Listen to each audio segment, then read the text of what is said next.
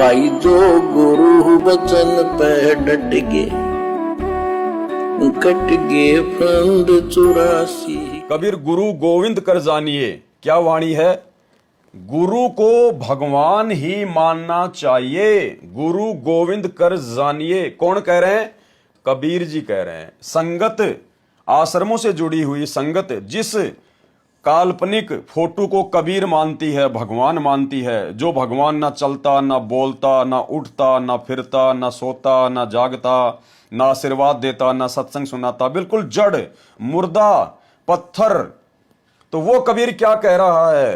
गुरु गोविंद कर जानियो, यानी अपने गुरु को ही भगवान मान के चलना अगर भक्ति मार्ग पर सफलता प्राप्त करनी है तो। कबीर गुरु गोविंद कर जानिए और रहिए शब्द समाए। रहिए शब्द समाए यानी अपने गुरु जी के वचन में, उसके शब्द के अंतर्गत रह के भक्ति करना, उसकी मर्यादाओं का उल्लंघन मत करना, उसके शब्द का उल्लंघन मत करना, नियमों को मत तोड़ना। और मिले तो दंडवत बंदगी, और यदि आपको अपने गुरुजी से कभी साक्षात्कार हो, आमने सामने मिलना हो, तो तुरंत दंडवत बंदगी, उनके चरणों में दंडवत प्रणाम। नहीं पल पल ध्यान लगाए, अन्यथा पल पल अपने गुरुजी के ही ध्यान में रहना। पल पल ध्यान लगाने का मतलब है गुरुजी ने हमें जो भक्ति दे दी, तीनों समय की आरती दे दी, मंत्र जाप करने के लिए दे दिए, सुनने के लिए हमारे को सत्संग दे दिए, ज्ञान चर्चा करने के लिए साध संगति कर दी। कहने का मतलब अपने गुरुजी के विषय में ही लगन लगा के रखना।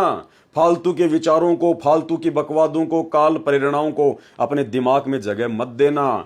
तो ये कबीर जी, जिस कबीर को सतलोक आश्रमों से जुड़ी हुई संगत परमात्मा मानती है, तो भाई आपका परमात्मा तो खुद कह रहा है कि गुरु जी को ही गोविंद समझना, भगवान समझना और उनके वचन में चलना। जबकि आप लोग तो उनके एक भी वचन में नहीं चल रहे, सारे उल्टे काम सतलोक आश्रम मैनेजमेंट हरियाणा कर रहा है और आप उनका सहयोग कर रहे हो।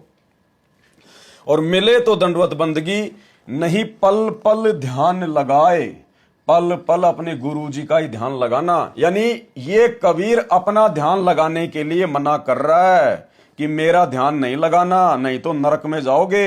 अपने गुरु जी का ही ध्यान लगाना है, अपने गुरु जी का ही। इसलिए हम सत्सेवक जून के महीने में इस कबीर जी की काल्पनिक फोटो का कबीर प्रकट दिवस नहीं मनाते। हम इस फोटो को अपने घर पर भी नहीं रखते, हम इस फोटो के विषय में सोचते भी नहीं हैं, क्योंकि हमें तो पल पल ध्यान लगाने का आदेश केवल अपने परमपिता परमेश्वर सतगुरु रामपाल जी भगवान का है। यानी अपने गुरु का ही ध्यान लगाना है, गुरु का ही वचन मानना है, गुरु को ही भगवान मानना है, तभी हम भक्ति मार्ग पर सफल होंगे। तो क्या कहा है कबीर? गुरु गोविंद कर जानिए, रहिए शब्द समाए, मिले तो दंडवत बंदगी, नहीं पल पल ध्यान लगाए।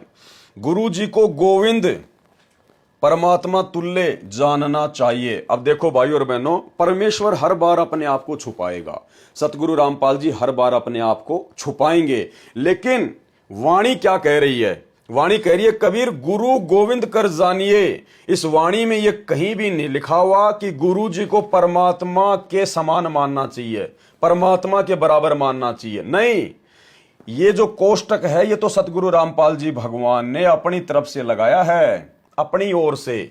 जबकि वाणी क्या कह रही है? आप इस कोष्टक को हटा दीजिए, फिर आपको वाणी समझ में आ जाएगी। इसको हटा दीजिए आप, और अब आप वाणी को पढ़िए। गुरु जी को गोविंद जानना चाहिए, गुरु गोविंद कर जानिए, ये है इस वाणी का असली अर्थ। गुरु जी को गोविंद यानी भगवान जानना चाहिए, ना कि भगवान के समान जानना चाहिए।